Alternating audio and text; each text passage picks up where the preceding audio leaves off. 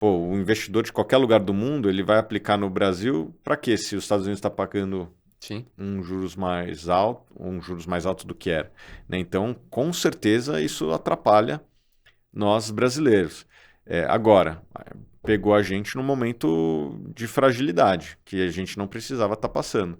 Se a gente tivesse uma responsabilidade fiscal um pouco maior, isso aqui não é só culpa do governo federal, é culpa também do Congresso, que podia ter barrado várias frentes, inclusive do Judiciário, que também aprova algumas coisas através de lá, que vai fazendo a conta ficar mais alta, e com isso a gente começa a ficar um pouco mais feio na comparação com os outros bolsos de capital do mundo, né? Então, quando o juros dos Estados Unidos sobe, pô, teríamos que estar muito bonito na foto para atrair capital. E o fato da gente não estar bonito torna a nossa vida ainda muito mais difícil. Essa é a parte ruim do Brasil. Vamos falar da parte boa. A balança comercial brasileira é maravilhosa.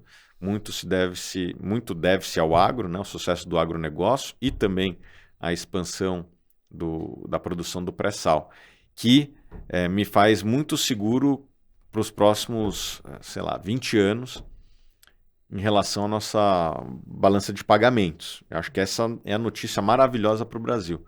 O agro não vai parar, a produção de petróleo não vai parar, então vai continuar entrando dólares no Brasil, nem que seja pelo comercial. O ideal seria se a gente tivesse, além disso, uma responsabilidade fiscal maior. Daí o Brasil ia deslanchar. Valor é uma dessas palavras que significam muitas coisas. Valor econômico, valor reputacional, valor humano e entre muitos outros. Educação tem valor, sobretudo nos dias em que vivemos. Educação gratuita tem muito valor. Afinal, 97% dos brasileiros e brasileiras não sabem o significado de juros compostos. A conversa de hoje é sobre investimentos. E o convidado que tenho o prazer de apresentar, o Thiago Reis, é fundador do Grupo Suno e celebridade do mercado de capitais, é alguém que eu arrisco dizer que vem construindo e agregando muito valor a partir dessa pedra fundamental chamada educação financeira. Thiago, muito obrigado que você está aqui hoje. Muito obrigado, é um prazer estar com vocês. Valeu, cara. A gente gosta de começar essa conversa trazendo um pouco da trajetória pessoal das pessoas e como é que isso conversa com as suas respectivas profissões e trabalhos, né? Então, você é um cara que eu conferi lá no teu LinkedIn, você é um cara que sempre foi empreendedor, né? Então, eu gostaria de saber como que essa tua trajetória empreendedora, essa tua motivação, vocação empreendedora, conversa com essa tua presença digital. Como é que você acha que essas duas coisas se relacionam? Bom, eu invisto praticamente desde os 17 anos. Eu não sei se eu me via como um empreendedor, mas na prática eu estava empreendendo, que basicamente eu comecei fazendo uma gestão de recursos através de um clube de investimentos, que é um veículo que existe até hoje, apesar de ser bem pouco popular. Naquela época acho que até tinha uma popularidade maior quando eu comecei em 2003. Basicamente recursos de família e family and friends, né? Famílias e amigos. Uhum. E os resultados foram bons, até um pouco por sorte, era um mercado que ajudava e a gente conseguiu performar até melhor que a média lá de 2003 em diante.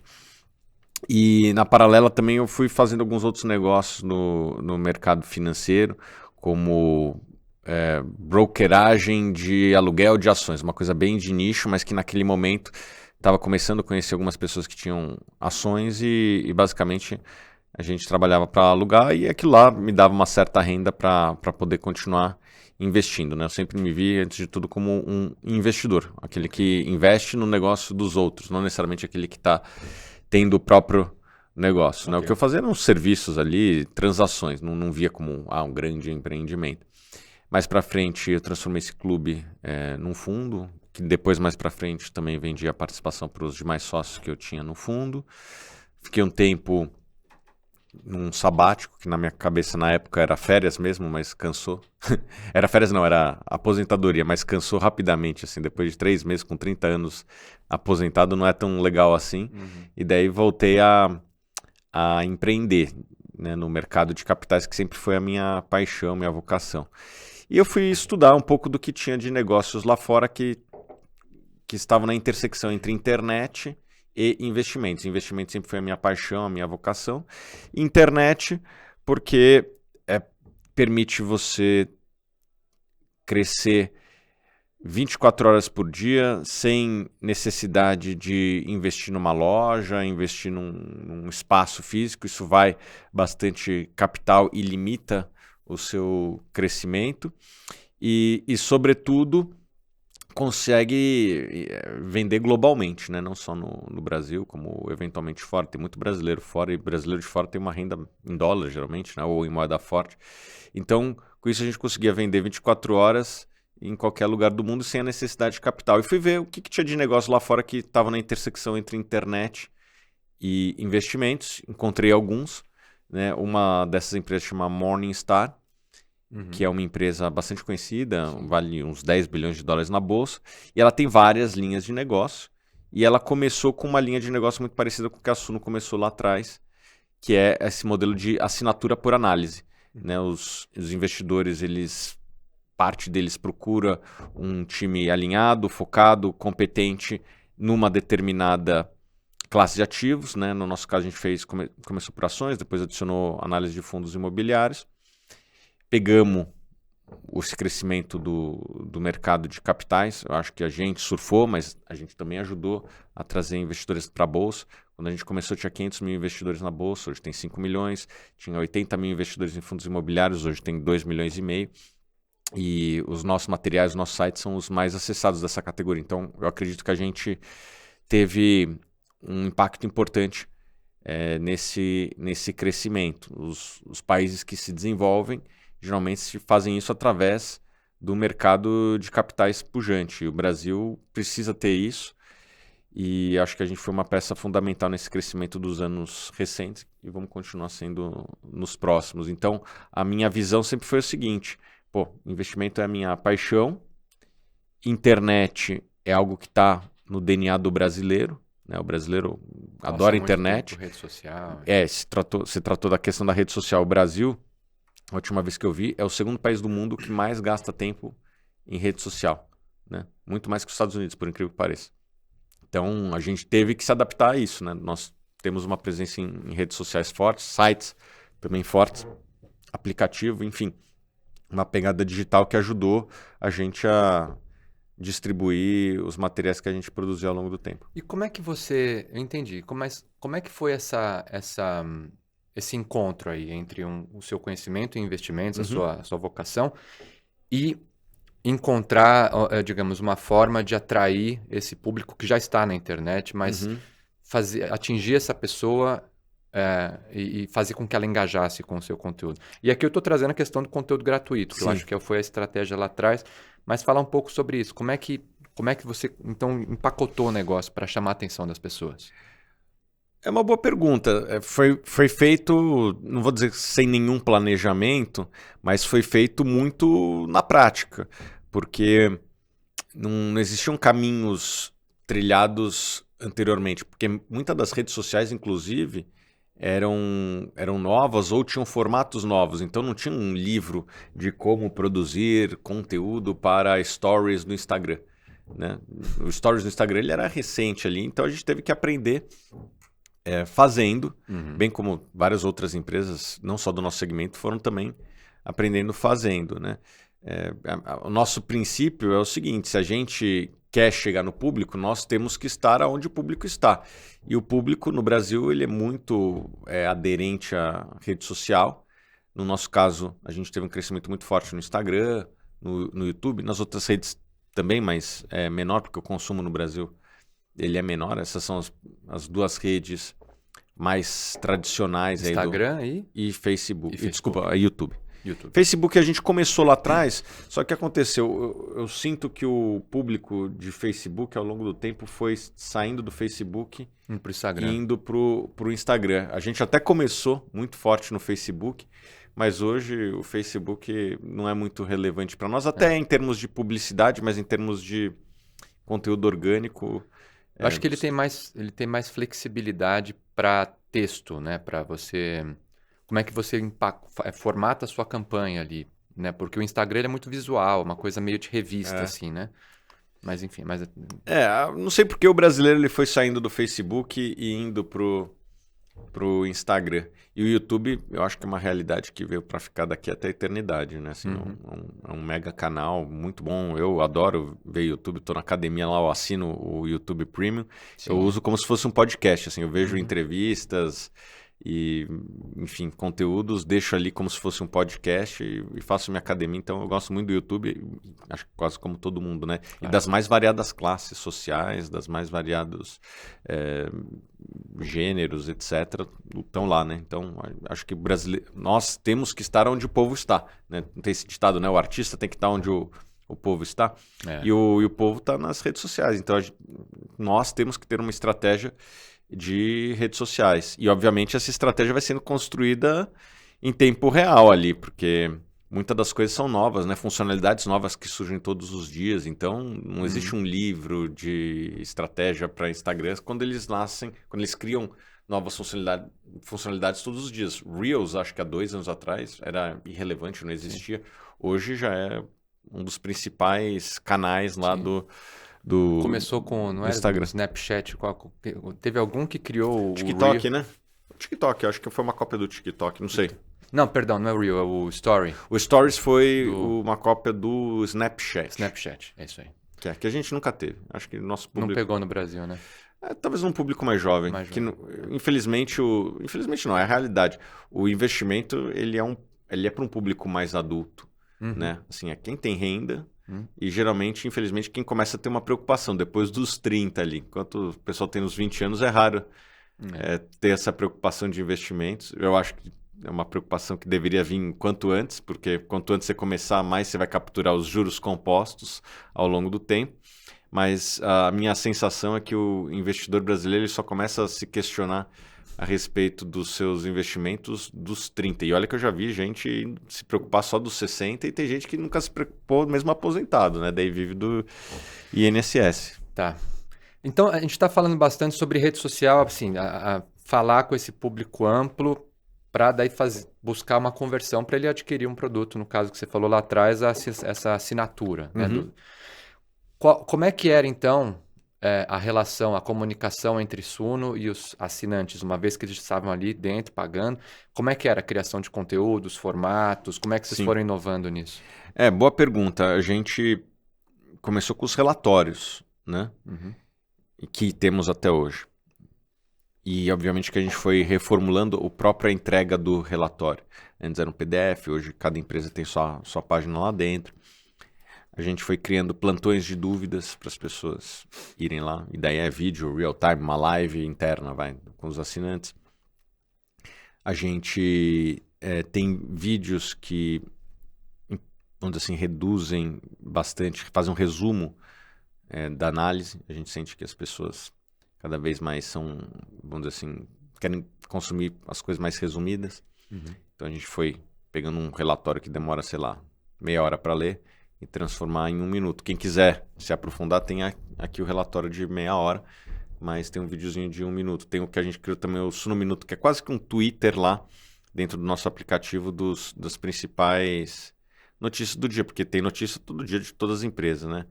E aí a gente bota em 2, 3 parágrafos um resumo daquela notícia.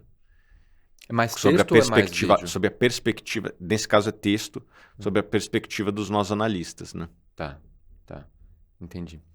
E eu assisti uma entrevista sua outro dia em que te perguntaram Steve Jobs ou Warren Buffett. E você falou Steve Jobs. E eu falei, caramba, ele falou Steve Jobs. Mas porque você é um cara do research, então valuation é uma coisa que está no teu DNA, né?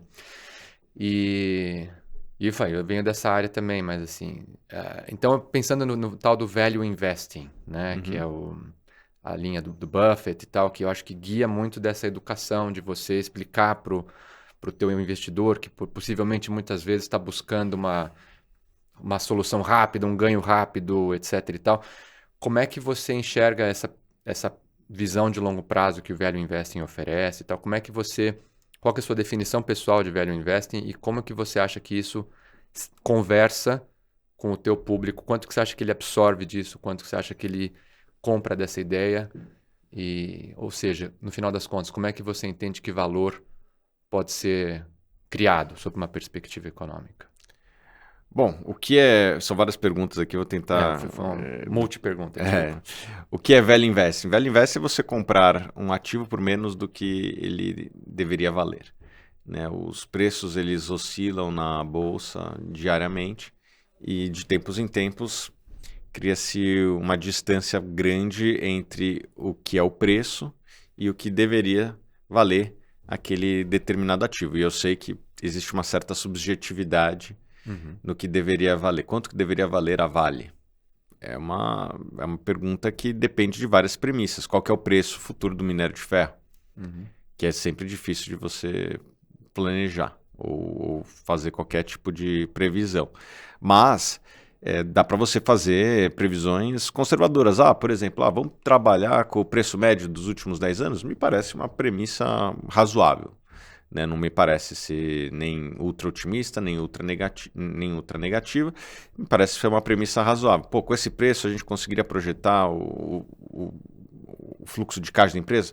Se a gente tiver uma previsão dos volumes, a gente consegue começar a fazer um valuation, e se o preço da ação estiver muito abaixo desse valuation, pode ser que seja um bom negócio. Então, para mim, isso é value investing.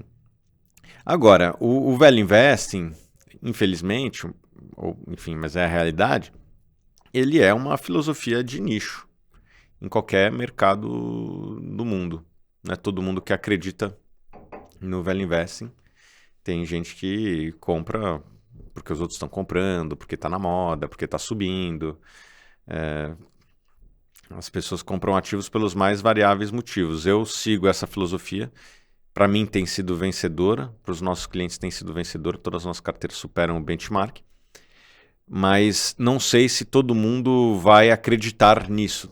Né? Então não adianta ter bons resultados. Você tem que ter pessoas que acreditem nessa filosofia, e vai ter momentos que a performance vai ser abaixo do índice. Né? Você pega o Buffett que você citou, cerca de 1/3 dos anos ele performou abaixo do índice.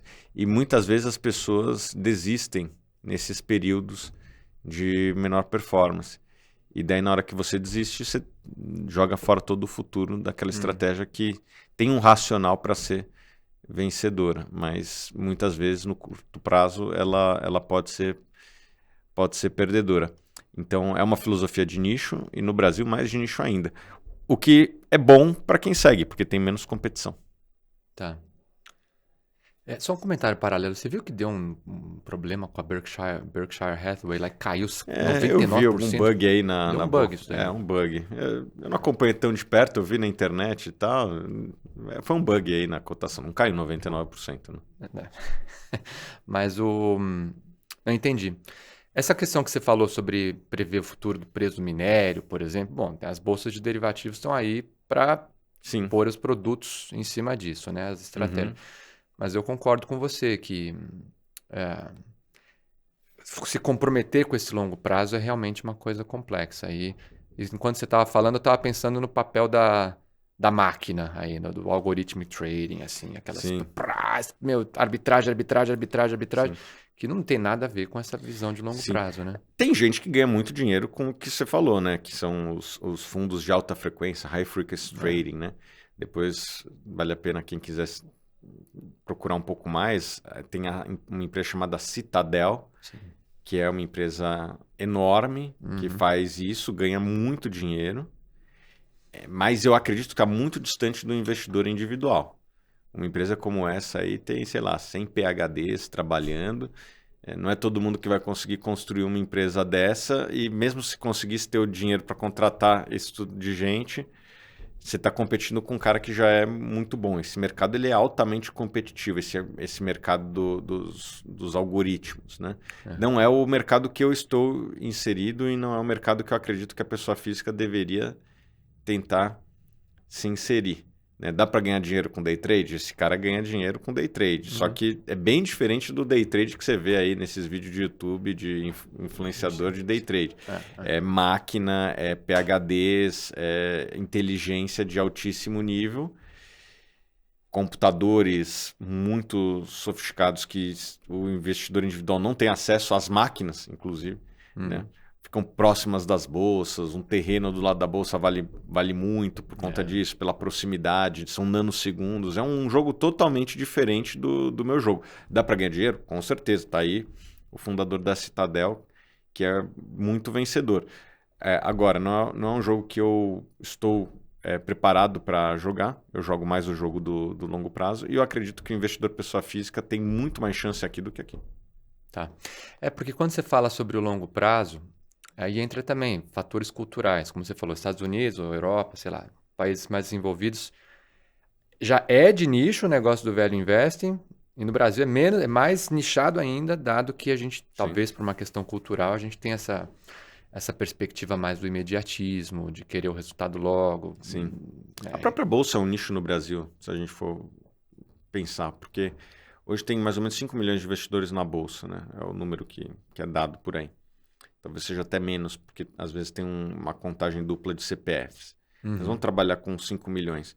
De uma população de 200 e pouco, a gente está falando de 2,5% da população. Você pega países de renda semelhante ao Brasil, algo entre 5 a 10. Então, a bolsa já é um nicho, né? Nos Estados Unidos nem se compara, né? Mais de 50% da população que investe na bolsa. Então, a bolsa no Brasil é um nicho e essa filosofia é o nicho do nicho.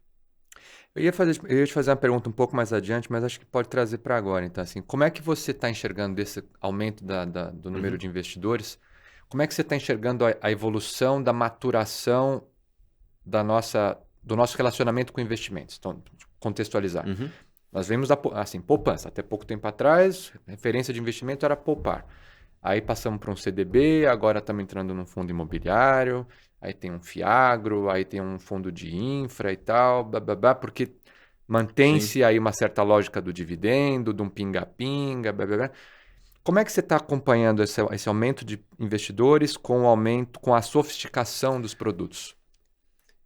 Eu acredito que o mercado evoluiu muito ao longo dos últimos anos, sobretudo ao longo dos últimos 5, 10 anos, mas dá para se dizer, em qualquer janela, 20 anos evoluiu muito. Eu, quando comecei a investir, para eu ter acesso à cotação de uma ação da Petrobras, eu tinha que ou esperar na TV paga Bloomberg ali ficar passando, ou ligar na minha corretora e falar com o broker lá. Não tinha na internet, não tinha. Em algum momento começou a ter, né? Quando eu comecei a investir, todo mundo hoje conhece o Warren Buffett, né? Naquela época ele não era tão conhecido e não existia vídeos na internet dele porque o YouTube não existia. Comecei a investir em 2003, se não me engano o YouTube era de 2005, 2006. Então hoje tem uma avalanche de informação e lá atrás era um deserto de informação. Qual que é o problema da avalanche de informação? Você saber filtrar o que é informação boa do que é informação ruim. Que eu prefiro este problema do que um deserto de informação. Se a gente for voltar até antes de mim, até antes de eu começar a investir, o próprio acesso ao balanço das empresas era muito difícil. Há 50 anos atrás, a pessoa que quisesse ter acesso ao balanço das empresas tinha que ir lá na bolsa, lá no centro, encontrar nos arquivos, fazer uma xerox do resultado, ou ver no jornal do dia, né? Hoje tem muito mais informação e, por consequência disso, o mercado vai sofisticando. Quanto mais informação, mais investidores vão tendo confiança de investir naquele investimento, né? Então, eu acho que a tendência é de cada vez maior sofisticação. Obviamente que, apesar de ter mais informação, muitas vezes os investidores eles não têm a sofisticação necessária para entender desses investimentos. Vou dar um exemplo muito simples, né? Você citou fundo imobiliário, Fiagro, etc. O que a gente percebe, muitas vezes, e não vou dizer que são todos investidores, mas uma boa parte dos investidores, eles olham o dividendo do último mês e para eles essa é a única informação que basta. E obviamente que esse dividendo pode não ser sustentável por uma série de motivos. riscos, venda de ativo, enfim, uma não recorrência daquele Sim. daquele dividendo. Então, apesar de existir mais informação, eu não sei se o investidor ele tem a capacidade de fazer uma leitura muito melhor do que uma leitura superficial. Deu um numerinho só ali, né? Falar, esse número benchmark dele, CDI, sei lá o que. Para um investidor como eu, não é necessariamente ruim, porque, infelizmente, se eu estou comprando, alguém está vendendo. Você quer que a contraparte seja uma contraparte ultra sofisticada ou um cara que só olha um número e acha que é o Warren Buffett, né? Eu prefiro que seja uma contraparte menos sofisticada. Para mim, como investidor, é bom. Sim. Né? Eu prefiro estar negociando com uma contraparte não tão sofisticada do que tem o Warren Buffett do outro lado. Por quê? Porque é um cara muito bom, um cara que entende. Né? Geralmente é difícil você fazer um negócio assimétrico quando tem uma pessoa do outro lado que tem um nível de sofisticação extremamente elevado. Então, para quem é velho investor, isso é bom. Porém, fica esse ponto de alerta para as pessoas, de que é sempre importante você ter uma humildade muito grande para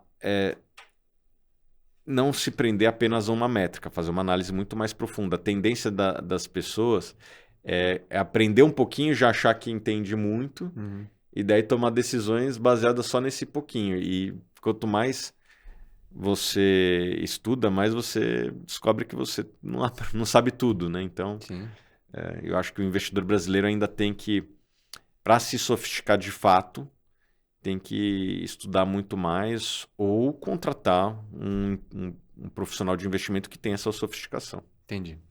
E acho que isso dá um gancho legal para uma pergunta sobre como é que você enxerga a diferença entre a educação financeira e a educação de investimentos, né? Legal. No sentido financeira, basicão, gaste menos do que ganha, e uma educação de investimentos sofisticada. Legal. É uma boa pergunta. Eu acredito que o grande gargalo do Brasil não está no investimento. Porque eu acredito que a pessoa que investir num portfólio quase que aleatório aqui, se botar no CDI já está bom. Né? O grande gargalo no Brasil está na poupança. Eu até vi um vídeo ontem do presidente do Brasil, Lula, falando, nos Estados Unidos a dívida é maior, na Espanha a dívida é maior, em todos os outros países a dívida é maior e o mercado não pega tanto no nosso pé quanto aqui. E existe um motivo para isso. Falta de poupança popular. Nós dependemos de poupança externa. O espanhol, ele compra lá títulos do governo espanhol. O japonês, que tem uma dívida muito maior que a do Brasil, tem uma poupança muito maior. Então, eles dependem da própria população. Sim. Nós, como temos uma taxa de poupança baixa, nós dependemos de capital externo. E para você tirar o dinheiro do japonês do Japão e vir para cá, você tem que estar muito mais bonito. Aumentar a taxa, né? Ou aumentar a taxa, ou estar com as contas públicas muito mais em ordem do que o próprio Japão. Sim. Porque o japonês, a tendência natural dele é investir lá no Japão. É o que ele tá é o que ele vê, como ele foi educado, é o que está próximo dele, né? Para ele tirar o dinheiro de lá e botar no Brasil, tem que estar tinindo o Brasil, né? Em termos de juros ou no fiscal. Sim. Então, o Brasil precisa melhorar o seu fiscal ou melhorar a sua poupança popular para não ficar à mercê do dinheiro de fora. Então, o grande problema do Brasil, um dos grandes problemas do Brasil, é a falta de poupança interna. A gente depende muito de capital externo e o capital externo ele tem, primeiro, um cardápio enorme, tem, 200 países para ele investir. Para que ele vai investir no Brasil? Então, você tem que estar muito bonito na foto para se destacar nesse cardápio de 200 países. E fora que a gente fica à mercê das crises que não são nossas, as crises que existem no mundo, uma guerra, uma pandemia, um juros americano que sobe. Então, eu acho que um dos grandes problemas do Brasil é a falta de poupança interna. Isso é a falta de educação financeira, um certo consumismo, né? A gente viu na pandemia, teve muito benefício sendo dado para a população. E quanto isso se transformou em poupança? Foi pouco, foi muito para consumo. E mesmo a poupança que nós temos, eu vi numa outra entrevista sua, se você pegasse, acho que é uma coisa de 1 trilhão, Tem né? 1 trilhão na poupança. Se pegasse essa grana, tirasse da poupança e colocasse num CDB, né? É um pré-sal inteiro. Por ano, né? É um petrolão. Petrolão. Assim, não se sabe o tamanho do petrolão, né? Tem umas estimativas aí, mas o que eu vi era algo próximo de 40, 50 bilhões de reais. E se esse dinheiro que está na poupança fosse para o Tesouro Direto, o que renderia mais aos brasileiros que aplicam na poupança é equivalente a esse petrolão, uns 40, 50, 60 bilhões de reais a mais por ano. Então, tem também dinheiro mal alocado, mas na minha concepção, o grande problema do Brasil está aqui em transformar o brasileiro num poupador. E alguém pode falar, o brasileiro ganha pouco, é difícil poupar. Isso é meia verdade. Por quê? Existem países de nível de renda semelhante ao Brasil que têm níveis de poupança muito maiores que o Brasil. Acho que o melhor exemplo é a China. A China é um país que 20 anos atrás, 30 anos atrás, tinha uma renda per capita muito inferior ao Brasil. Hoje até ultrapassou o Brasil, muito por conta de investimentos em infraestrutura, na indústria da China, que foi bancada majoritariamente por poupança interna. Né? O chinês, mesmo ganhando muito menos que o brasileiro, conseguia poupar muito dinheiro e esse dinheiro foi sendo aplicado na economia chinesa, em vários segmentos, o imobiliário, talvez tenha até uma bolha por conta disso, mas às vezes é preferível você ter uma bolha por excesso de poupança do que não ter essa poupança. E a infraestrutura da China foi muito bancada com o dinheiro dessa poupança interna. Alguém pode falar que o chinês ele foi forçado a ter poupança, porque não tem essa rede de benefícios de aposentadoria que tem no Brasil. Se você não poupar, você vai ficar na miséria lá na frente. Então, é meio que forçado, é uma poupança forçada. Talvez falte um pouco disso no Brasil, inclusive. Algo para a gente refletir. E uma coisa, então, isso traz muito forte a questão da cultura, né, que você está falando, né? E um outro ponto que eu ouvi você falar no passado, sobre um contraste entre a cultura do brasileiro, acho que do americano, sobre dividendos. A gente gosta do pinga-pinga. Sim. Né? Então, os FIIs estão aí para FIIs, Fiagro, então, Infra, estão aí para trazer esse conforto. Puxa, que legal, estou ganhando um pinga-pinga. Enquanto outros países podem olhar para o investimento como um total return, assim, né? Você vê a tiro, você vê um negócio de longo prazo. Como é que você enxerga essa questão cultural brasileira e a sua relação com o dividendo? Sim. É uma boa pergunta. E eu não acho que isso é necessariamente ruim, tá? Não acho que é necessariamente ruim. Acho que, inclusive, faz parte da realidade do Brasil. Lá fora, como teve muitas startups de sucesso, boa parte da riqueza dos Estados Unidos foi construída em empresas de alto crescimento, né? Facebook, Google, aquele filme do Facebook, ele é muito bom, porque mostra vários aspectos culturais, né? O brasileiro que está lá, ele bota dinheiro em startup, né? Bota 2, 3 mil dólares, talvez nem soubesse o que estava fazendo, mas deu certo. E no Brasil não tem muito isso, né? Porque os juros no Brasil acho que é tão alto, falta talvez capacidade de engenharia mesmo, engenheiros para a gente ter startups vencedoras como lá fora, que os setores que nós temos no Brasil são setores que nos Estados Unidos são considerados tradicionais. Então, commodity, setor financeiro, imóveis. Então, o brasileiro, por não ter esse cardápio das startups e pelos juros estruturalmente serem bem mais altos do que lá fora, ele acabou sendo um investidor de setores tradicionais. E os setores tradicionais, como o próprio nome diz, não são setores de franco crescimento, né? Assim, são setores que têm um grau de maturidade muito maior e que se tornaram, ou estão muito próximos de se tornar, setores pagadores de dividendos, né, para os seus acionistas. A própria economia do Brasil não é uma economia que cresce tanto. O mundo está parando de crescer, né? Não existe mais aquelas taxas de crescimento que existiam de 20 anos atrás, na China crescendo 10% ao ano e tal. Então, essas empresas elas acabam se tornando empresas que pagam dividendos aos seus acionistas, não tem nada de errado nisso. E o investidor brasileiro, por conta disso, ele acabou olhando mais para a renda, né? E eu vejo isso lá em casa, assim, minha mãe que não entende muito de finanças, ela olha muito para o dividendo, porque ela tem as despesas mensais e ela tem... Assim, gastos e entradas, né? Esse aqui tem que ser maior que esse. Tem que equilibrar. Como que eu equilibro? Com dividendos. É um pouco diferente da cabeça dos Estados Unidos, né? Que o cara tem sempre alguma coisa que está vencendo, que deu total return, ou ele vende, tem liquidez, né? O Brasil, como tem muitas janelas boas e ruins, você não pode ficar dependendo de vender ativo para pagar suas despesas, porque a janela pode estar muito ruim. Então é importante que você tenha um negócio que pague um dividendo, que nessas janelas ruins, talvez um pouco como a gente está vivendo hoje, você tenha uma renda para lá na frente, para poder esperar quando tiver melhor o mercado, né? Tá.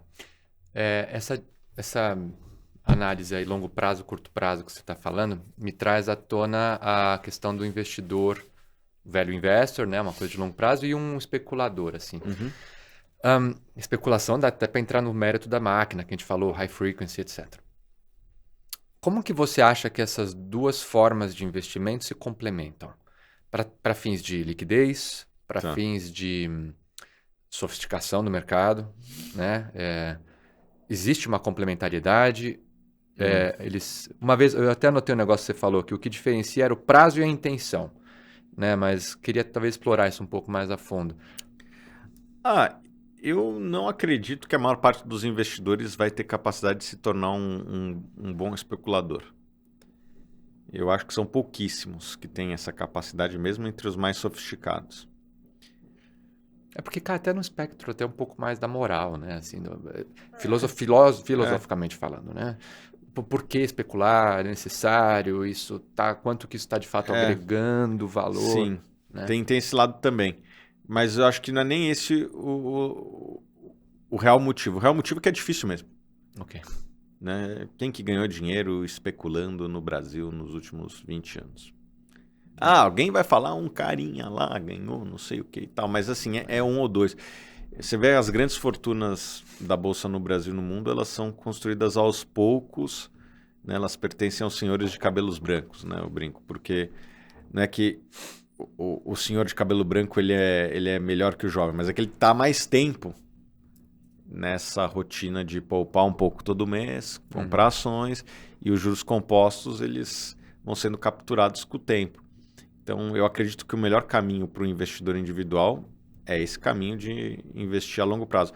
É chato, é boring, demanda tempo, mas o caminho alternativo leva-se a perdas, na maior parte dos casos. Que era uma das regras do Buffett lá, eu lembro. Regra número 1, não perca dinheiro. Né? Regra número 2, não esqueça a regra número 1. Muito bom. Então, acho que Skype, vamos voltando para a Suno, então. Research, né? Qual que é o papel do research, dessas casas de análise, para dar para esse investidor todo esse alimento que ele precisa para a sua tomada de decisão? Sim. Bom, por que a Suno Research existe? A gente percebeu uma série de falhas no sistema que faziam com que a inteligência de mercado não existisse da maneira correta para o investidor individual.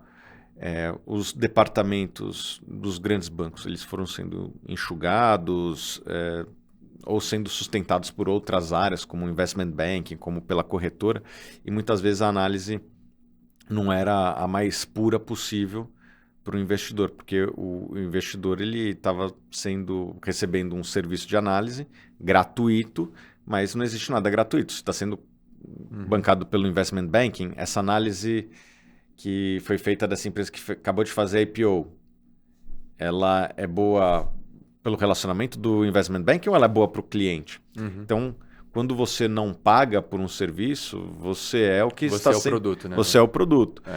E muitos investidores começaram a perceber isso daí nos departamentos de análise das corretoras, fora uma juniorização, etc., consequência dessa falta de receita dessa unidade de negócio que era a pesquisa. E a gente falou, vamos fazer algo que está muito mais a ver com um modelo que já está crescendo bastante na Europa, que é você quer ter acesso ao research, você vai ter que pagar pela research, o que eu acho que é bom. Por quê? O gratuito vai ser uma análise conflitada. Parcial, né? Então, vamos fazer aqui separado e pela escala que a gente tem, a gente consegue trazer bons profissionais extremamente alinhados e por conta disso a gente tem conseguido ter retornos bem acima da média para os nossos assinantes. Alguém pode falar, pô, Thiago, mas eu tenho que pagar? A alternativa é você não pagar e estar num departamento de análise que você não pode confiar 100%, porque será que ele está sendo o melhor para você ou ele está fazendo o que é melhor para a área de corretagem, que é, sei lá, girar carteira, ou para o investment banking, que é dar uma visão positiva para algo que ele já acabou de fazer um IPO. Então, a gente percebe que o alinhamento faz muita diferença ao longo do tempo em termos de performance. E tudo bem, tem gente que dá dinheiro, dá valor ao atendimento gratuito, né? Tudo bem, vai para lá. Tem mercado para o SUS, tem mercado para o Einstein. A gente prefere seguir uma linha mais alinhada, ainda que aparentemente custe mais no primeiro momento. A médio e longo prazo traz muito mais resultado para o consumidor. E assim, a gente está falando só do research, né? Mas a Suno ela é um ecossistema, Sim. né? E então fala um pouquinho, por favor, sobre esse ecossistema. E eu acho que também faz esse contraste, porque vocês começaram como research, e hoje vocês têm um ecossistema. E tem a recíproca de, por exemplo, empresas que nasceram como assessoria, ou como, sei lá, asset e tal, que agora estão tentando entrar no research e tal. Sim. E eu imagino que tem um caminho mais difícil para eles. A Suno, ela construiu esse ecossistema a partir do research, então você já tem uma capilaridade muito grande para explorar esses outros serviços agora. Sim. Faz sentido pensar Faz sentido.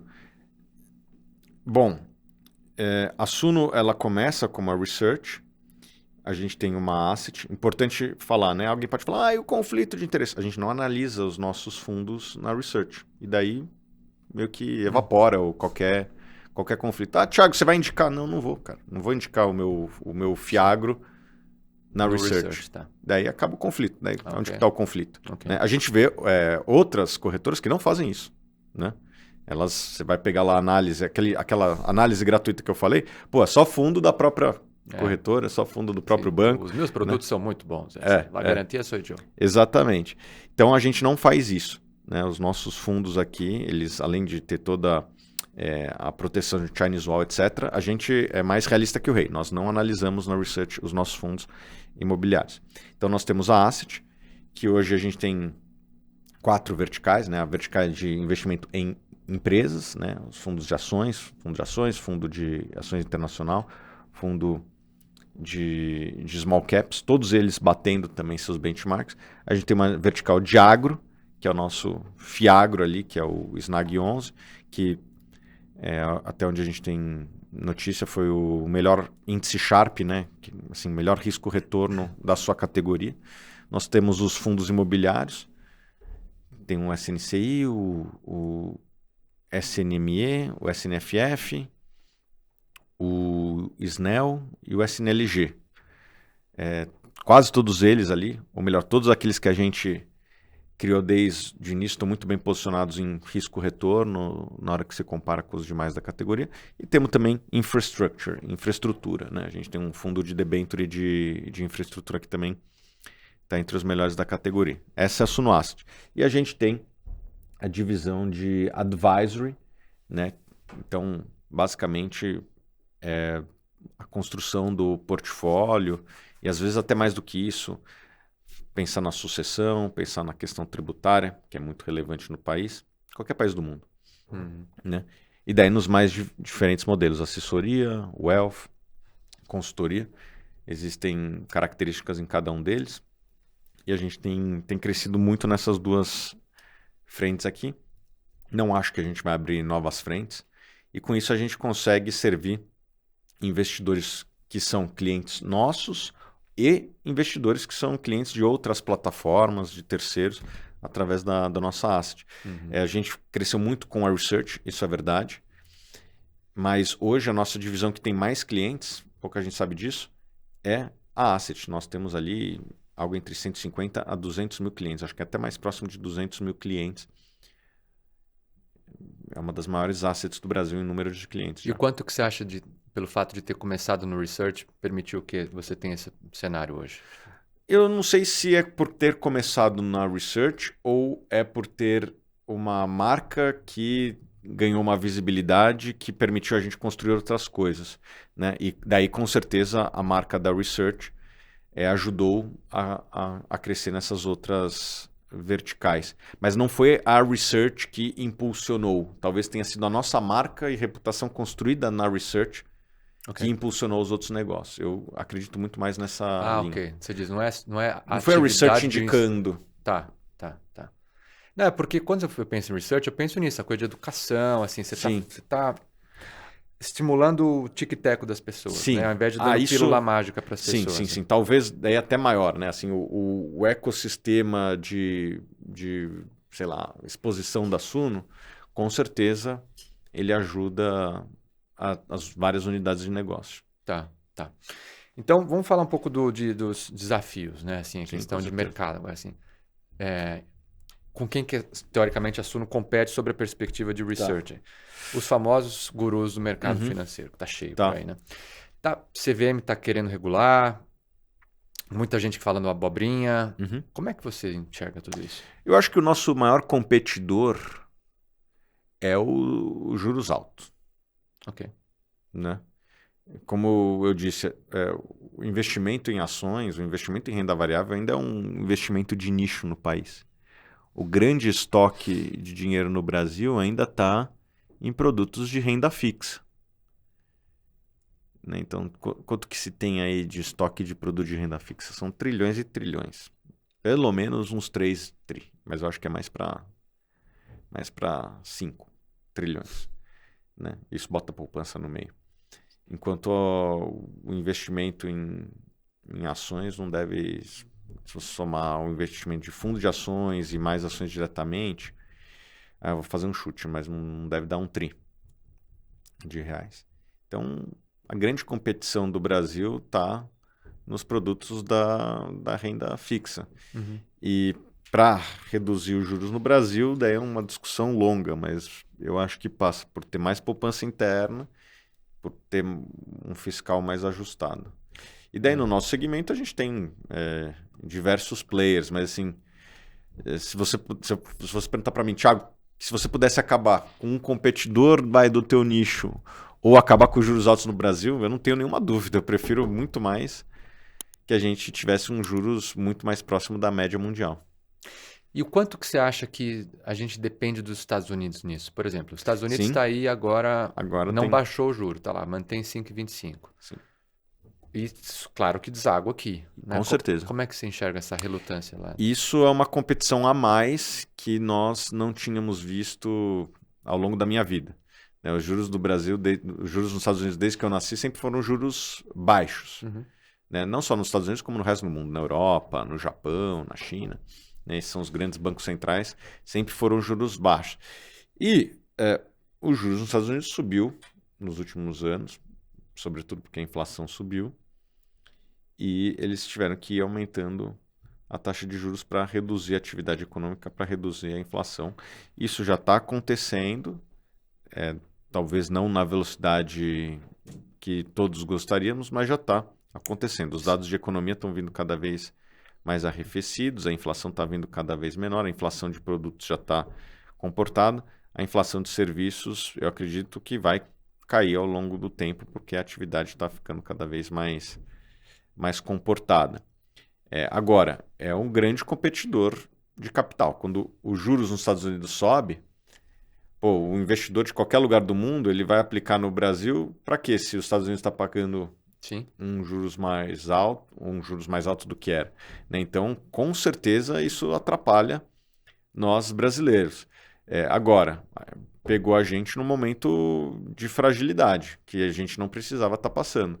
Se a gente tivesse uma responsabilidade fiscal um pouco maior, isso aqui não é só culpa do governo federal, é culpa também do Congresso, que podia ter barrado várias frentes, inclusive do Judiciário, que também aprova algumas coisas através de lá que vai fazendo a conta ficar mais alta e com isso a gente começa a ficar um pouco mais feio na comparação com os outros bolsos de capital do mundo, né? Então, quando o juros dos Estados Unidos sobe, teríamos que estar muito bonito na foto para atrair capital. E o fato da gente não estar bonito torna a nossa vida ainda muito mais difícil. Essa é a parte ruim do Brasil. Vamos falar da parte boa. A balança comercial brasileira é maravilhosa. Muito deve-se ao agro, né? O sucesso do agronegócio e também a expansão da produção do pré-sal, que me faz muito seguro para os próximos, 20 anos em relação à nossa balança de pagamentos. Eu acho que essa é a notícia maravilhosa para o Brasil. O agro não vai parar, a produção de petróleo não vai parar, então vai continuar entrando dólares no Brasil, nem que seja pelo comercial. O ideal seria se a gente tivesse, além disso, uma responsabilidade fiscal maior. Daí o Brasil ia deslanchar. E o quanto que você acha que falta para a infra no Brasil? Muita coisa. E para mim, eu não tenho dúvida. O que tem para sustentar esse comercial que você está falando aí, né? E não só isso. Talvez a infra do Brasil que a gente precisa mais investir é saneamento. É uma vergonha a gente ter um país como o Brasil, com metade da população sem acesso a saneamento. Sim. E na hora que a gente investe em saneamento, a gente melhora a produtividade, a saúde das pessoas, melhora a dignidade das pessoas, melhora também. Então, a infraestrutura do Brasil precisa ser melhorada e os recursos são escassos, né? E eu acredito que saneamento é um dos principais motivos. Agora, volta um pouquinho porque eu falei anteriormente. Se a gente tivesse uma responsabilidade fiscal maior, provavelmente os juros no Brasil poderiam ser um pouco menores do que são e esses investimentos se tornariam mais viáveis de serem feitos, né? A iniciativa privada tem vontade, tem apetite, não só no Brasil como no mundo, para investir em saneamento, em ferrovia, em rodovia, em aeroporto, em porto. Mas os juros altos, eles competem por capital, né? Você pode aplicar numa NTNB pagando 6% mais inflação para a janela de investimento que você quiser. Isso aí compete é uma competição pelo capital, né? Então, o Brasil precisa melhorar o seu fiscal para a gente poder investir nisso. E daí não importa muito se é dinheiro privado ou do Estado. Eu acho que devia ser privado, porque o Estado ele não tem capital para isso, né? Então, a responsabilidade fiscal abriria espaço para a iniciativa privada investir nesses segmentos que são muito importantes para o desenvolvimento do Brasil. O Brasil, ele é, falando em termos de recursos, etc., a gente é extremamente privilegiado, né? Muito. Sol, vento, terra fértil e por diante. Bastante. E eu queria te perguntar, então, sobre esse... E o empreendedor do campo, ele talvez é a origem do Brasil, né? É o empreendedor do campo. E que permeia até hoje. Né? Começou lá com a cana. Ele é muito empreendedor, ele não é aquele cara encostado. Ele é inovador, ele acorda cedo, quando dá uma geada, vai lá, tem que resolver. Nós temos empreendedores do campo que são guerreiros. Pega próprio barter, né? Essa coisa do soluções, assim, não tem capital, mano. Troca semente aí, cara, me dá, te pago depois, não sei o que, isso aí. Mas o que eu queria te perguntar é o Brasil nesse aspecto, talvez uma leitura rápida, meio de cenário mundial, assim, né? Guerra, crise energética, crise de alimento. Então o Brasilzão acaba sendo até ele acaba ganhando um destaque com certeza, por ter esses recursos, né? E por ter relações comerciais abertas com praticamente todos os países do mundo, né? Sim. Você não acha que algumas dessas portas vêm se fechando, não? Não, eu acho que não. É mais por falta de opção também, né? Porque o alinhamento político há controvérsias. E eu acho que talvez o pessoal não nos leve tão a sério assim, sabe? Tipo, o cara falou uma besteira lá, mas eles falam besteira mesmo. Tipo, não é algo... Sim, sim. Vão botar tanques e invadir a gente. Ou vão entrar em guerra conosco. Tipo, quando o Putin faz uma ameaça, você tem que levar a sério. Uhum. Porque eles... E essas ameaças aumentaram bastante ultimamente. Deixaram de ser ameaça e passaram a ser um plano de ação, né?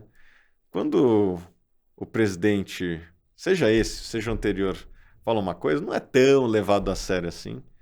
Porque a gente também não tem armamento nuclear, não temos muito o que fazer. E acho que e não sei se é visto como um representante de toda a sociedade, né? Porque você pega frases do atual presidente e você vê a sociedade brasileira se posicionando muitas vezes contra. Né? Na questão, por exemplo, do Hamas. Não é um posicionamento do governo federal, não é um posicionamento majoritário da sociedade. População, claro, e acho que isso, quem está vendo de fora, percebe que não dá para falar, não, é o Brasil que pensa assim. É só uma posição individual de uma pessoa que está em liderança. Mas você não acha também que com essa aqui, ameaça, não é ameaça, né? Essa coisa de lançar uma moeda dos BRICS, que vai ter um novo lastro, que vai ser um negócio de commodity e tal, ou a questão com a soberania do dólar. Você não acha que o Brasil vai acabar ganhando um nível maior de atenção, dado que nós somos um país de commodities? É uma boa pergunta. Vamos ver. Quem viver, verá. Eu acredito que a hegemonia do dólar ela tem um risco, né? Conforme os outros países do mundo, os BRICS, ganharam uma participação, é natural que essa hegemonia seja colocada em xeque. Só não acho que é tão fácil fazer essa transição, né? E eu acho também que é o maior problema do mundo. Normalmente tem guerra quando acontece esse tipo de virada de pêndulo de poder, né? Muita guerra. Talvez, vamos ver. O Brasil não tem equipamento militar para ir para a guerra. Não tem. E também é muito grande para ser dominado e muito longe de tudo, né? Assim, quem que vai querer invadir o Brasil? Muito longe. Não, a gente é o país de carnaval, caipirinha, Amazônia, né? Temos recurso, então por que vão querer bombardear o Brasil, né, cara? Não tem muito. É que tá, volto pro ponto. Podem não respeitar a gente tanto, mas sabem que precisam da gente. Acho que é isso que eu quero dizer. Pelo menos para alimento. Sim. E no futuro, energia também, né? Com certeza. E minério de ferro também. Minério. Tá, então... Você tocou num ponto interessante. O Brasil, ele, no relativo, a América Latina como um todo, ela sempre ganha maior participação do PIB mundial quando os outros carros capotam, né? Assim, a gente ganha corrida quando os que estão na nossa frente capotam. Não é que a gente é bem gerido, mas é que às vezes o pessoal entra em guerra, às vezes se mata. E a gente é devagar e sempre ali, mas a gente não capota, né? E o que mais destrói capital mesmo é guerra. E o comunismo pesado mesmo. A questão de destruir capital, né? Ao mesmo tempo, a indústria bélica trilionária. Bomba. Cada míssil que os caras disparam lá, custa, sei lá, 2 milhões de dólares. Mas aí beleza, ganha as empresas americanas ali, que não tem uma guerra em loco nos Estados Unidos. Se você tivesse ações de empresas da Ucrânia, você provavelmente teria perdido boa parte do seu capital. Se você tivesse fundos imobiliários da Ucrânia, não sei nem se existe isso lá, mas você teria perdido também muito do seu capital. Numa guerra, talvez ganhe meia dúzia de caras, mas sim, as perdas são sempre maiores do que... Com certeza. Do que os ganhos. Então você pega na história dos mercados de capitais, eu já estudei isso, são raríssimos momentos que a ação que o mercado acionário vai para zero. Geralmente é uma guerra muito forte no país, porque quando os Estados Unidos bombardeia lá o Afeganistão, a bolsa americana não sente nada, né? Agora, a bolsa do Afeganistão, claro, talvez caia de maneira relevante. E comunismo de verdade. Comunismo de vir um Estado e pegar. A bolsa da Rússia em 1917 foi para zero. Se você tivesse ações lá da Petrobras ou do Banco da Rússia, daquela época, evaporou seu capital. E não só capital de ações, etc., mas terra. Tudo. Eles fizeram tudo. A gente pensa que é o mercado acionário que perdeu, mas se você tinha um pequeno negócio, você perdeu. Se você tinha um imóvel, você perdeu. Comunismo de verdade, todo mundo perde tudo. Na esperança de que vai ter uma sociedade melhor depois. E pensamento utópico, né? O Lenin, a sovietização do negócio, o Lenin começou isso aí lá atrás, né? Então, você, fazendeiro, puxa, muito legal que você planta aí, cara, mas é o seguinte, estamos passando fome. Então, ó, essa terra agora é minha, você trabalha para mim. Ou seja, a pessoa deixou de ter a própria posse, né, sobre a terra. Mas... E os incentivos alinhados para aumentar a produção ali naquela terra, etc. É que aí a gente cai na questão fundiária, né? E assim, até mesmo o Brasil, cara. O Brasilzão aí, se você vai lá pro norte, você pega algumas regiões do Brasil, se você vai estudar a escritura... É uma zona. Mesmo para terreno urbano. Beliche, é posse em cima de posse, em cima de posse. Volta lá para a Lei das Três Marias, lá, Tratado de Tordesilhas, sei lá. Cara, isso aí é muito antigo. Grilagem. Rapaz, isso aí é... Você sabe por que chama grilagem? Não sei. Eu descobri isso aí outro dia. Porque você pega um documento, um papel como esse, bota numa gaveta, com um grilo dentro, com água pro grilo lá beber, e o grilo ele vai urinando e o papel vai ficando... Ah, para parecer que é velho. E fica velho. Por isso que chama grilagem. Fica parecendo um documento velho. Só que se você fizer isso, nossa, vai parecer um documento da década de 50. É mesmo, cara. É o que você falou mais cedo, né? A questão da criatividade, assim. Tem criatividade que é usada para uma coisa, para outra coisa. Quem que teve essa ideia? Pois é um gênio aí, né? É um gênio, mas, pô, olha só o atraso que levou essa genialidade. Porque, pô, isso aí só gera atraso, né? Sim, isso é verdade. Isso é verdade. Então, pensando nesse cenário todo que a gente está fazendo aqui, no país onde nós estamos, pensando tanto Suno, até mesmo clientes, enfim, negócios, como é que você acha, que tipo de negócio a gente pode pensar então para o Brasil enquanto o que a gente está carente, Sim. O que a gente está urgente lá fora e grana para isso e aí por diante? Eu acho que é mais do mesmo. O Brasil ele tem dois grandes segmentos que eu acho que dá para investir. Um que é o segmento de commodities e outro que são os setores internos regulados ou com baixa competição, né? Os oligopólios internos, bancos, B3, eu buscaria esse tipo de negócio, né? Negócios de baixa competição no mercado interno e negócios que são competitivos no mercado externo. Então, podemos falar de agro, podemos falar de mineração, podemos falar de petróleo. Para mim, o Brasil, o que tem para investir é isso. Jamais investiria em qualquer outro segmento. Thiago, você gosta de varejo? Putz, muito pouco. Tem segmentos, aviação, outras coisas do gênero que eu não invisto. Acho que o Brasil nasceu para isso. E alguém pode falar, pô, é triste e tal, mas é a nossa realidade. E não acho que é tão ruim assim. Você tem países desenvolvidos que foram construídos na base de commodity, como o Canadá, como a Austrália, alguns países do norte da Europa que tem reservas de petróleo lá, como a Noruega. É o que tem, é uma governança muito melhor que a nossa. Daí faz com que os recursos não sejam desperdiçados. Falando em governança, talvez a gente não precisa explorar muito extensivamente isso, mas é uma coisa que constantemente fica buzinando na minha cabeça. O mundo tem recursos finitos. Minério, terra, e aí por diante. A economia se baseia na premissa de crescimento infinito. A lógica de crescer para sempre. Como é que essas duas coisas se reconciliam? Porque volta para a questão da governança. Tecnologia, sim, mas a gente, continuamos precisando de minério para produzir uma bateria de um carro elétrico, por exemplo. Assim, a gente pode criar uma tecnologia para reciclar essa bateria ou fazer ela durar mais tempo? Podemos.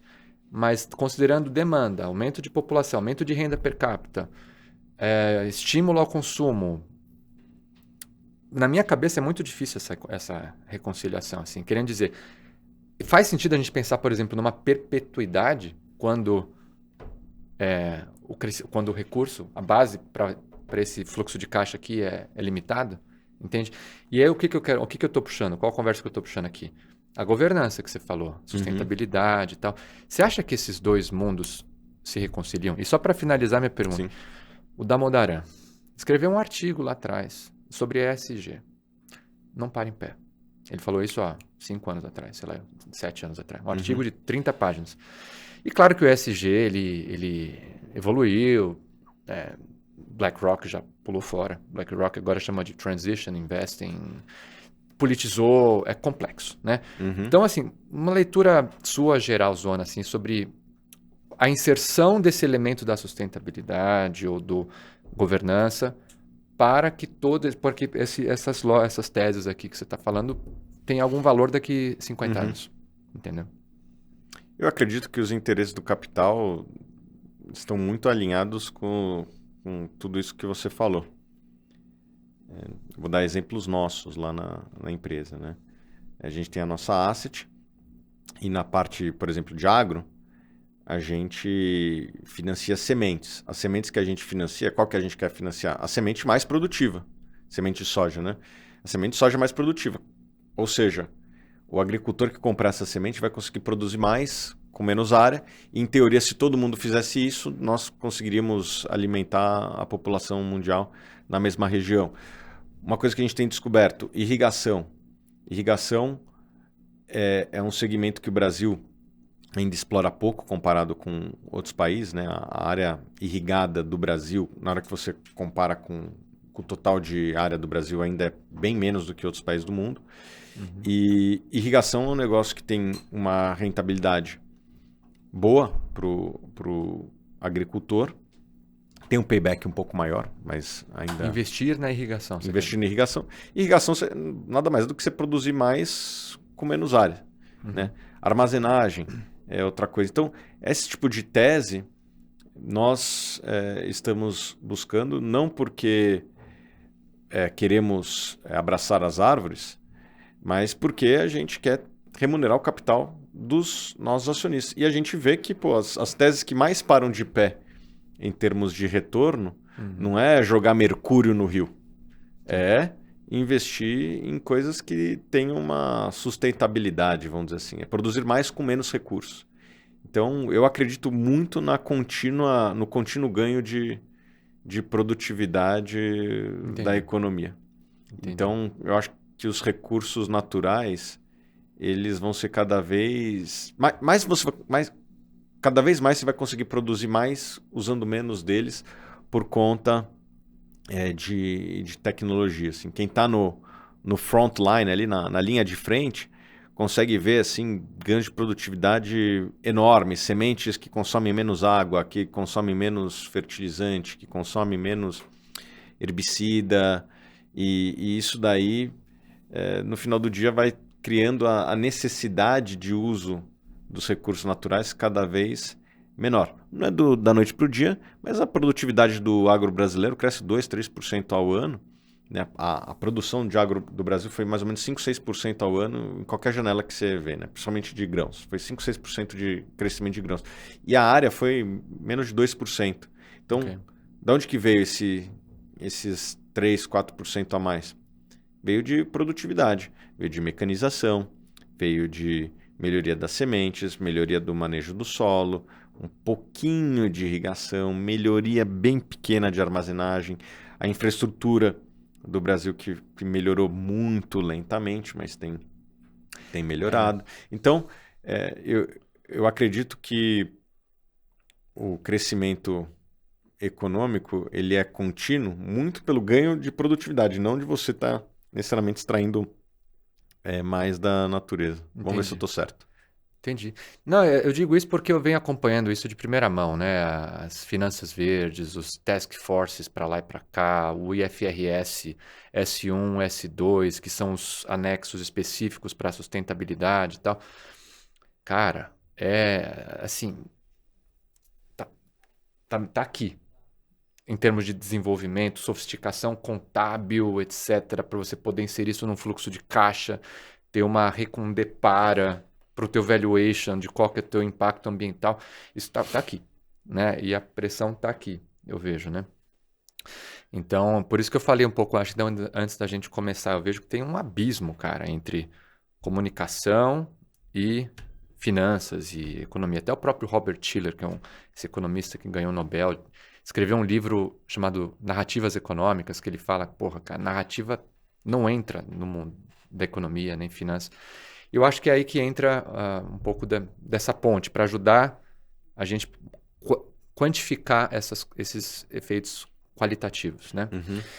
Então, acho que puxa o gancho para uma pergunta. Como é que, diante desses negócios que você está falando aqui, como é que você vê a comunicação de tudo isso? Como é que você vê a Suno se posicionando para criar conteúdo em cima disso, para informar os seus investidores sobre isso? Como é que você enxerga isso? É fazer mais do mesmo.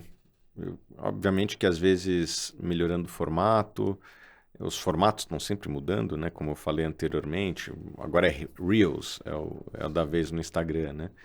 É Shorts no YouTube. Então a gente tem que estar sempre se adaptando ao formato do momento. Mas é basicamente continuar fazendo o que a gente sempre fez, que é essa linguagem, não vou dizer popular, mas uma linguagem que as pessoas consigam entender, dando exemplos práticos. A gente evita o uso de termos em inglês. O mercado financeiro ele é lotado de termos em inglês. EBITDA margin, EBITDA, né? Já é um termo... CAGR, essas coisas.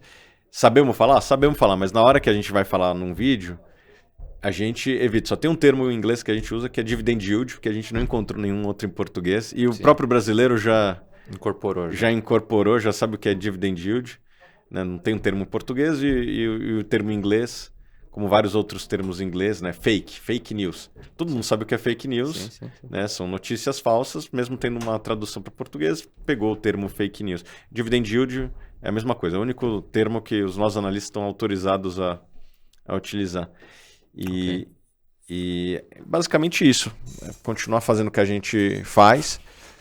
Eu acho que os números são muito interessantes, né? Só para te dar um número.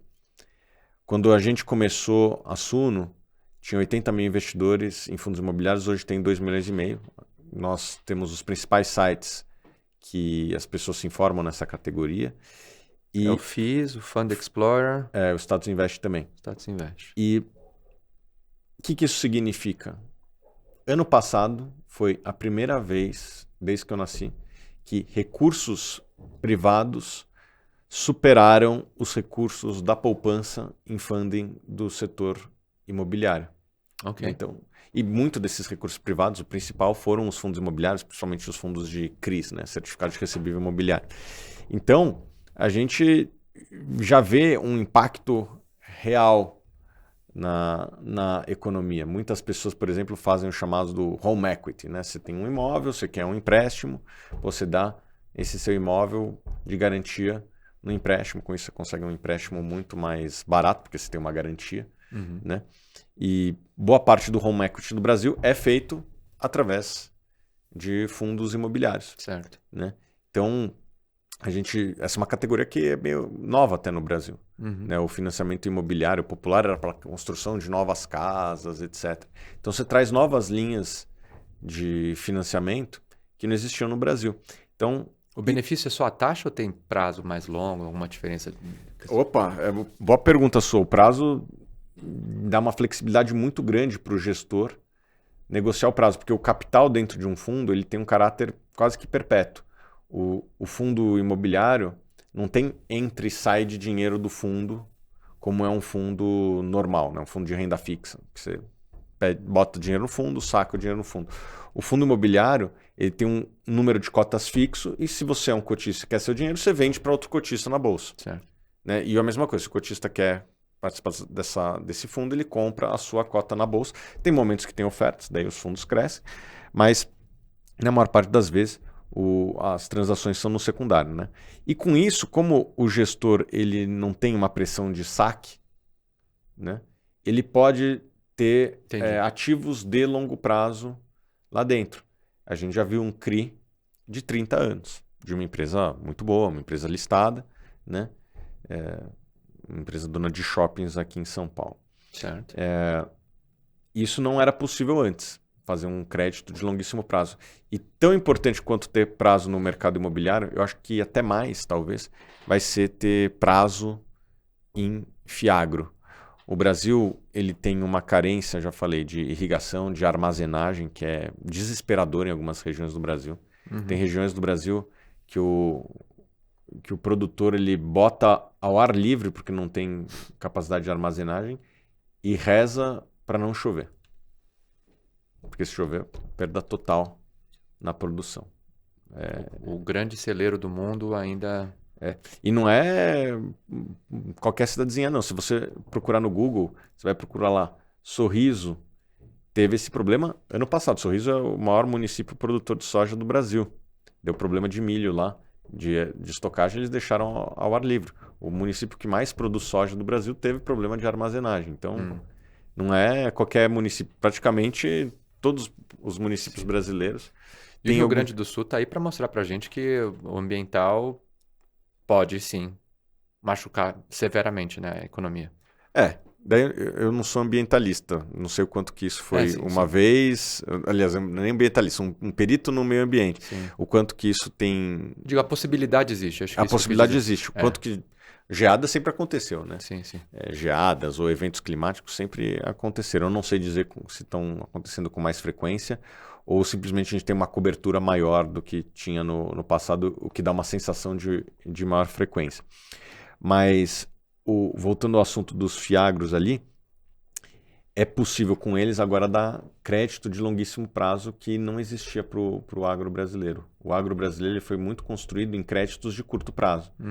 Você falou do barter, né? Que é enorme. Assim, são centenas de bilhões de reais que tem de barter no Brasil, que geralmente é coisa de curto prazo, né? O que é o barter? É o escambo. A revenda, ela dá o insumo e o agricultor paga com produção daqui 6 meses. Sim. Né?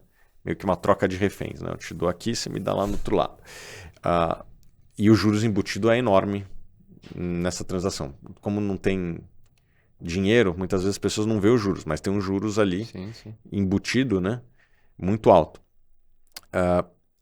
Mas é sempre transações de curto prazo, o barter, que é enorme no Brasil. O plano safra, a maior parte também é, como o próprio nome diz, para essa safra. Né? Plano safra 2024. É para a safra de 2024, não para de 2034. Né? Então, um financiamento muito de curto prazo. Os próprios bancos, historicamente, financiam curto prazo. Você pega ali o Bradesco e o Itaú, 90 e poucos % do crédito deles é 5 anos ou menos para o agro. Negócio. Caramba. E eu não culpo eles, porque eles se financiam no curto prazo também. Você pega os bancos, qualquer banco no Brasil, o CDB é 1 ano, 2 anos, não muito mais que isso. Então ele não pode descasar. Sim. É regulação isso, o Banco Central. Eu no lugar deles faria a mesma coisa. Quem que pode dar crédito de longo prazo? Os fiagros podem ser um desses financiadores de longo prazo, como tem sido os fundos imobiliários no mercado de real estate, né? No mercado imobiliário. E nós ali na Suno já estamos fazendo financiamentos de 20 anos, de 10 anos. E o legal é que a gente enfrenta pouca competição, porque a gente não está competindo com o banco. Pelo contrário, a gente está complementando o banco. Então, você usa o Banco do Brasil para financiar a sua safra e usa um fiagro para financiar a sua irrigação. E a sua irrigação reduz o risco do banco, porque você tira parte do risco climático que você falou anteriormente. Se der uma seca, que nem deu no centro-oeste do Brasil esse ano, quem tinha irrigação produziu, às vezes, o dobro do que quem não tinha. Às vezes até mais. Entendi. Então, quando chega um fiagro financiando irrigação, traz saúde financeira para o negócio pagar os juros do banco. Né? Sim. Então, tem uma complementariedade muito grande entre os fundings de fiagro e bancário. Eu não vejo os bancos competindo com os fiagros e nem os fiagros competindo com os bancos. Os fiagros que foram competir com o banco estão se dando mal, porque chegaram com condições não tão boas e pegaram clientes, uma seleção adversa de clientes. Agora, os fiagros que foram financiar projetos de longo prazo de clientes que já eram atendidos por bancos, aí está dando certo. O fiagro, ele está em quantos investidores hoje, você sabe dizer? Hoje tem 500 mil investidores. Mas vai ter uma trajetória estilo fundo imobiliário. Eu acho que tem tudo para ultrapassar fundo imobiliário, porque o tamanho do mercado agro é umas 3 vezes maior que o mercado de imóveis no Brasil. Boa notícia. Então, para finalizar, como é que você então enxerga essas necessidades que nós temos de infra, armazenamento, irrigação, etc. e tal, essa sofisticação dos produtos financeiros, o papel da Suno como fomentador de conteúdo, conhecimento e assessoria e todo o resto? Como é que você vê isso beneficiando a nossa cultura de investimentos, o velho investing no Brasil? Sim. Como é que você vê a gente qualificando os nossos investidores e passando a acreditar mais no nosso potencial? Eu acho que está tudo junto, né? quando a gente fala de investimentos, você tem o ativo e você tem o passivo. Né? Passivo é quem investe, ativo é o que você está investindo. É muito importante que a gente sofistique os investidores para que eles entrem em produtos que tenham características diferentes do que os produtos tradicionais, para a gente poder investir nisso tudo. Né? Se você pegar... o Brasil tem um problema grande de infraestrutura, o Brasil tem um problema grande de real estate. Né? O Brasil tem muito menos galpão logístico do que poderia ter. Por incrível que pareça, shoppings no Brasil, a área por habitante, ela ainda é baixa. Né? Então tem oportunidades em quase todo o segmento imobiliário. Nem vou falar da questão imobiliária, que também tem um déficit grande. O agro brasileiro, ele é uma potência. Né? Quando eu nasci, o Brasil não era nem top 10 de exportação de alimentos do mundo, hoje já é o segundo, e vai passar o primeiro que os Estados Unidos, inclusive na opinião do próprio Departamento de Agricultura dos Estados Unidos, então não é nem a minha opinião, a opinião do primeiro lugar, né? Que acha que o Brasil vai passar os Estados Unidos na exportação de alimentos. Isso é tipo em valor nominal, assim? Em valor nominal, em bilhões de dólares exportados, e isso aqui acho que até 2028, assim, não é tão longe assim. O Brasil vai passar os Estados Unidos, que já tem uma agricultura moderna, que já tem infraestrutura, mas não tem tanta área e produtividade a ser adicionada. Então o Brasil, por ter certos gargalos, permite que a gente tenha um crescimento. Só acabando com esses gargalos, a gente já cresce. Destrava uma chave aí. Tá? Tira esse gargalo e vamos continuar crescendo. Certo. Só que para isso precisa de investimento. E o investimento, ele não cai do céu, precisa ter investidores para isso. E o investidor, ele não vai botar dinheiro em algo que ele não conheça, que ele não confie, que ele não tenha o mínimo de informação. Certo. E a Suno, acho que ela tem um papel fundamental justamente em trazer esse conhecimento para que o investidor brasileiro, ele conheça, ele confie e entre nessas alternativas de mercado que trazem um ótimo retorno. Aliás, no Brasil tem a questão da isenção, né? Fundo imobiliário tem isenção, Fiagro tem isenção, fundo de debênture de infra tem isenção. E eu sou até a favor dessa isenção, porque você está investindo nos gargalos do Brasil. Sim. Né? Eu vejo alguns gestores de multimercado bravos com essa isenção, mas acho que é sempre importante você se colocar no lugar das outras pessoas. Na hora que você se coloca no lugar do policymaker, do formulador de políticas públicas, você quer incentivar quem está investindo no Brasil, né, seja na infraestrutura, nesse problema de saneamento que eu falei que é bizarro no Brasil, Sim. ou alguém que está fazendo aposta da lira turca contra a coroa dinamarquesa e nem ganhando dinheiro mais está. Então, eu acho que é natural, se eu estivesse na posição do policymaker, eu falo, investidores do Brasil, vamos criar incentivos para você investir em algo que é bom para o país. Claro. E não foi só o Brasil que faz isso, não, tá? Os Estados Unidos faz isso. A infraestrutura dos Estados Unidos de shale gas foi muito construída em cima de subsídios. O setor de real estate dos Estados Unidos, os REITs, tem também essa questão tributária. Não foi algo inventado por nós brasileiros, uma jabuticaba. Não, isso aqui é basicamente copy-paste do que já deu certo em outros lugares do mundo. Tá. E eu, no lugar do formulador de políticas públicas, eu acho que eu faria a mesma coisa. Lembrando, não foi só um governo. Já tivemos vários governos de várias diretrizes diferentes que seguiram essa orientação. Né? O fundo imobiliário, se não me engano, ele começa nos anos final de 99, 2000, a regulação. Ou seja, Fernando Henrique. Daí o governo do Lula 1, Lula 2, não me lembro qual deles, bota a isenção. Né? Daí mantém a isenção durante Dilma 2, Temer, Bolsonaro e Lula de novo. No Bolsonaro cria-se o Fiagro, né? A debênture de infra, não sei quando que entra, mas também passou por vários governos. Então não é uma política de governo, é uma política de Estado. E que tem resultados como esse que eu te falei. O crescimento do funding privado ultrapassou a poupança. E eu acho que é isso que a gente quer. Os entes privados alocando capital e não, sei lá, depender de BNDES sempre. Né? Você tem dois tipos de incentivo ali. Você tem a isenção tributária sobre o o ganho de capital, como é que é? Você tem o ganho de capital e sobre o dividendo. O dividendo, né? Isso nos fundos de infraestrutura. Para pessoa física. Para pessoa física. Olha só, é o governo gritando, fala, invista em infraestrutura no nosso país. E o gargalo é tão grande que a infraestrutura do Brasil ela já nasce cheia, né? Aqui em São Paulo, o metrô, quando é aberto...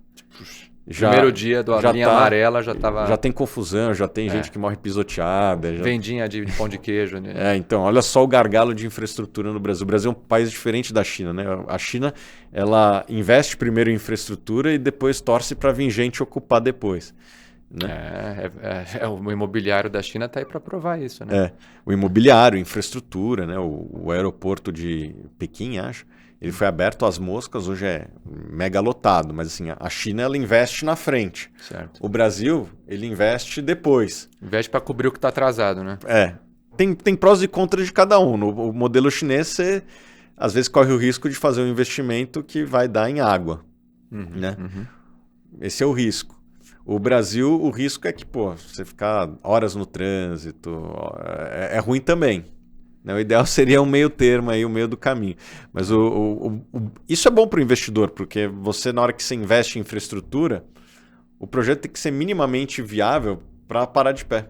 Porque na hora que nasce, já nasce... Já nasce com a demanda. Já nasce com a lógica, eu digo. Então já nasce faturando, né? Você investindo em algo torcendo que vai dar certo lá na frente. Então, isso é bom para o investidor de fundos de infraestrutura. Você está investindo num segmento que é incentivado no dividendo, incentivado na negociação, e boa parte da infraestrutura no Brasil, na hora que é feita, ela já nasce com demanda, ou seja, já nasce receitando ali, o que reduz muito o risco do investidor de infraestrutura. Eu prefiro muito mais investir em infraestrutura no Brasil do que qualquer outro país do mundo. Sim. Porque a demanda... É o que você está querendo dizer que a gente está criando o Brazilian, como é que é? Brazilian Value Investing, né? Um Value Investing ajustado. Temos que o Value Investor ele tem que se ajustar à realidade daquele país. Se eu fosse um americano, eu ia olhar para as empresas de crescimento, tecnologia, etc. Coisa que o Buffett fez. Ele fala que não investe em tecnologia, mas é o maior investidor de tecnologia do mundo, né? Apple ele tem 5% da Apple, acho, algo assim. É muito dinheiro. E o investidor brasileiro tem que olhar para a realidade do Brasil. Eu acho que a infraestrutura no Brasil é um negócio que você pode investir, porque se ela for minimamente viável, se não for vamos construir lá um estádio no meio da Amazônia. Isso aí não é infraestrutura, isso aí vai dar em água mesmo. Mas se tiver um mínimo de lógica mercadológica, vamos fazer um trem ligando, sei lá, São Paulo ao Rio, ou São Paulo a Campinas. Eu acho que deve ter uma demanda ali. Né? Trem existe em qualquer lugar do mundo. Vamos fazer o investimento de infraestrutura no Arco Norte para escoar a produção do Mato Grosso para cima, do Mato Piba. Eu acho que ali é muito difícil dar errado qualquer investimento, porque a demanda... Ou até para o Pacífico, né? Para sair para a linha, para a Rota da Seda ali, para ir para a China. Né? Daí tem problemas um pouco diferentes, porque daí foge das nossas fronteiras, claro, né? Claro. E você combina uma coisa com o governo aqui do Chile, ano que vem é outro, então... Entendi. Esses problemas, essa questão de infraestrutura, na hora que envolve mais de um país, é sempre complexo. A África, um dos motivos do fracasso da África, em vários aspectos, é isso. Assim, você tem várias... O país que está ali no meio, às vezes tem uma reserva de minério muito boa, mas tem que passar por outros países. Daí você combina uma coisa, daí muda o governo. Daí agora o combinado... Entendi. Então, e a obra está no meio, você tem razão. O Brasil, como somos um país só, a gente não precisa combinar com tanta gente. Entendi. Então, acho que explorar o Arco Norte é algo mais fácil. E chegou no Rio Amazonas ali, ou nos rios do norte, a coisa vai. O transporte fluvial funciona. Pergunta final, então. Agora, para fechar, pergunta aberta. Assim. A gente está falando muito de longo prazo aqui, né? Seus votos finais, assim, para o longo prazo, como é que você... Eu já meio que perguntei, mas assim, agora últimas considerações e a gente encerra. Bom, eu sou um eterno otimista com o país e o meu otimismo ele vem da crença de que somos muito competitivos em produtos que a demanda só vai aumentar daqui para frente, como alimentos e energia. O Brasil é muito difícil de parar, né? Agora, esse crescimento ele pode vir mais rápido, pode vir mais devagar. Isso depende da nossa alocação de capital. Seja a nossa como indivíduo, né? Se você consegue poupar mais, se você consegue investir melhor, e nossa como país, né? Tem muito desperdício, tem muito gasto inútil que precisa ser repensado para que a gente possa investir nessas nossas potencialidades. Se a gente fizer isso, o crescimento vai ser muito mais rápido e o nosso desenvolvimento vai se dar muito mais rápido também. Perfeito, perfeito. Thiago, muito obrigado. Obrigado, prazer enorme estar aqui com você. Uma grande aula que você deu, cara. Valeu. Valeu. E para você que está assistindo, até o próximo episódio.